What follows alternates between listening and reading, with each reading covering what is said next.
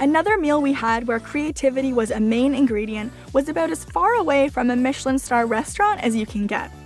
We just arrived at the restaurant we're eating at tonight, and it's actually an apartment building. It's so private that it's in someone's apartment. I've never been to a place like this before, but I love home cooking. The owner and chef is Wayne, who makes the term home cooking quite literal as he serves up unique dishes he's created in his tiny kitchen. The food is Taiwanese Italian fusion, two of his favorite cuisines. We started with platters of Taiwanese cheese, sausage, toast, pork jerky, pig's blood cake, yellow fish tempura, and bamboo. This is a loofah risotto.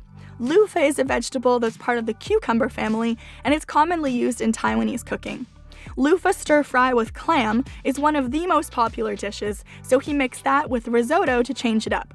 We also had a Chinese-style soup with fried scallops and shiitake mushrooms. Normally a soup like this would be served with dumplings, but Wayne put a twist on it by making a ravioli fusion dumpling.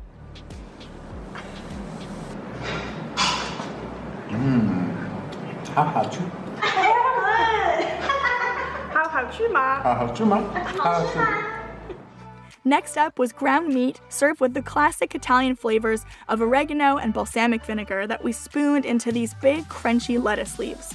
My favorite was Wayne's take on Taiwanese burgers, which are called guabao, which he added Spanish and Italian flair to.